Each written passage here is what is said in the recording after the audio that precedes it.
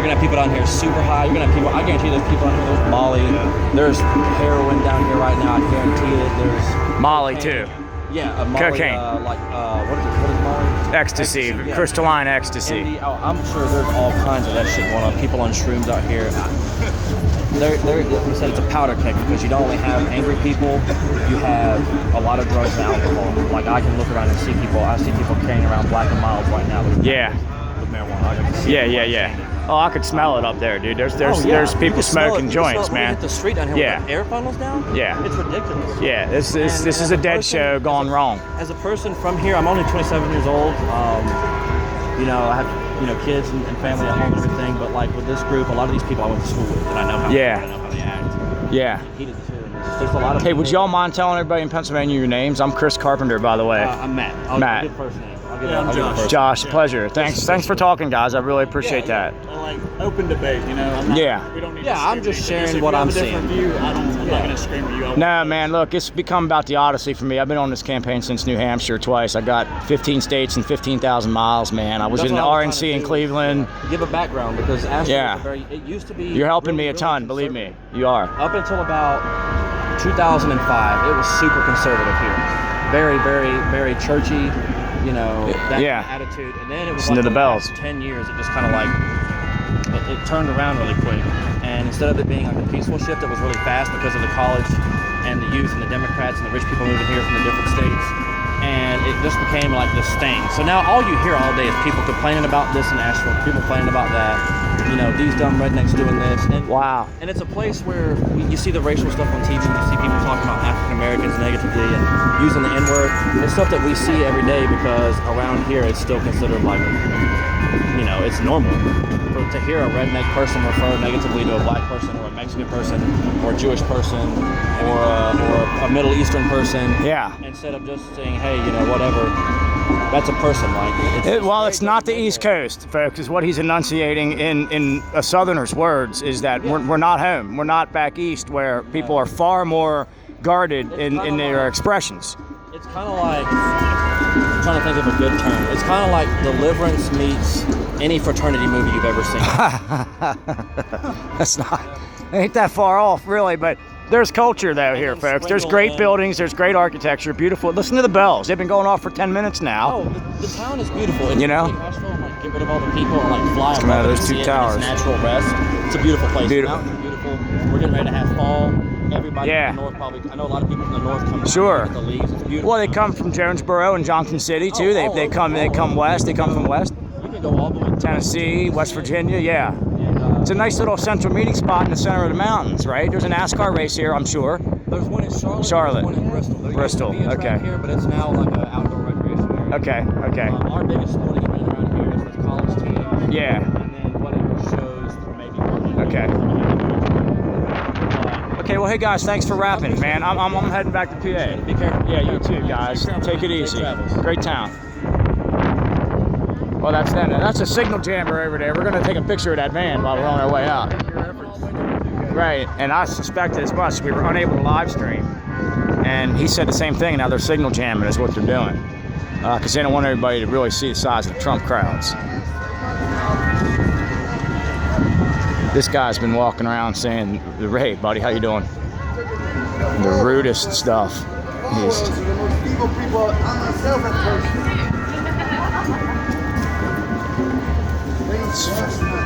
Well, I'm gonna go pick up some fags in that case, which of course means what's in that man's right hand would be a cigarette. This fool here with the camo backpack, he's been running around town saying all kind of vulgarities, and it is what it is.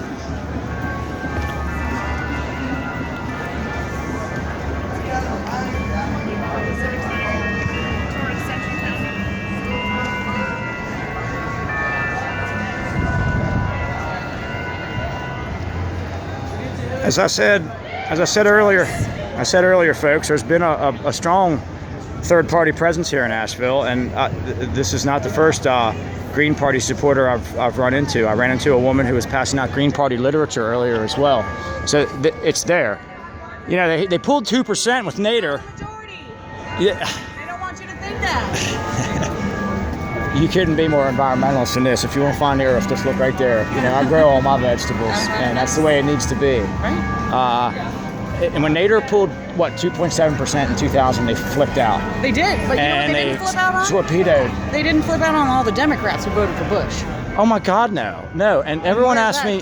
There was a girl. There was a never hate Trump thing back at the thing, and she said, "Why are you for Trump?" And I've been asked that a lot. I've been on the campaign since New Hampshire in January. And my original impetus, anyway, was I thought he broke the two-party system. I thought he would run the. Can I put you on camera just to get the picture of the Statue of Liberty hat? My name's Chris, by the way. So when I was asked that, I said to the girl, I said, I thought he broke the two-party. I thought he would go through the Republican Party like a wrecking ball and sweep out the establishment. And then I figured that once he trained his guns on the Democrat Party, the same thing would happen, assuming Sanders lost. He had a hard time. He would have a very hard time beating Sanders, you know. And there are tourists that want to take her picture because it's Jill Stein. So I said, this is the most of any of the rallies I've been to. This is the strongest Jill Stein presence I've ever seen. In fact, and in North Carolina, where she's a write-in candidate. I didn't know that. Okay. She's a write-in. Well, see, that's what said on the side of her banner. Said write-in North SC banner Jill Stein. People planning peace before profits.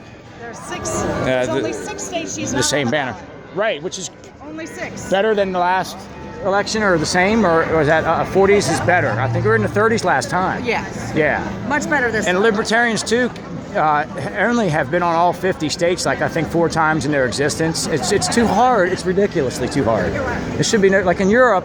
If you pull 2% in 2000, you get 2% of the seats.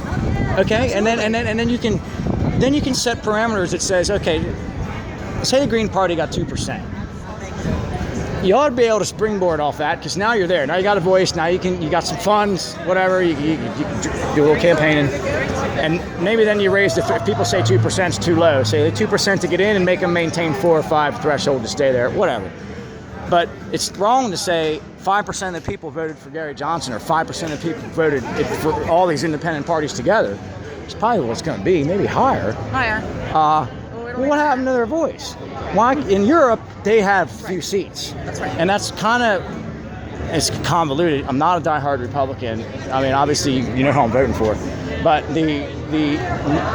my fantasy is that Trump changes the system and says, hey, we can have the third and second party gets a vote. If that's going to happen or not, I don't know. I don't know enough of this history.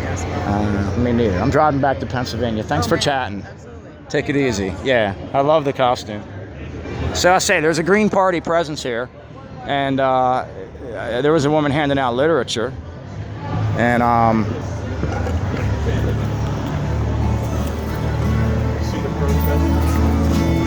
She's not asking about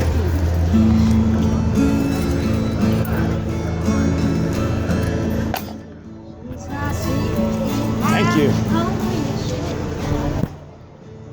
Hey, I got that same shirt, brother.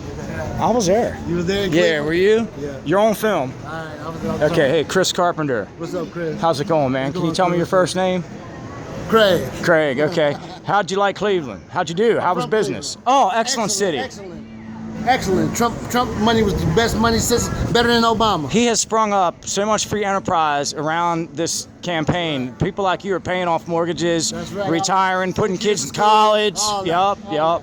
How many rallies you done? You been on the road full time? Yeah, I probably did about 50 or 60 rallies. Since when? I do both since last year. I do Hillary, Bernie, and Trump. Wow.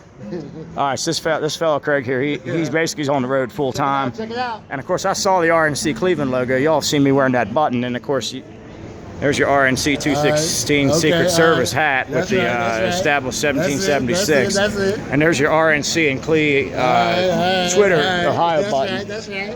Good luck. Thank you, man. Yeah, Be thank good. you, brother. Make Trump win. America great again. Yeah, make America great again. Get your cafe button, $5.50. And then probably not supposed to film them, but that would look like Asheville's finest right there, fellas. Thanks for working tonight. And largest protest I've seen in 20 rallies, for whatever it's worth. Now we have to figure out where we are. there's a bunch of cranes in town. I have to find the second crane. And then we'll take the long and arduous 8.5-hour trek back to the cozy confines of 3 cushion billiards, my basement, and the universal answer to all of mankind's problems: sleep.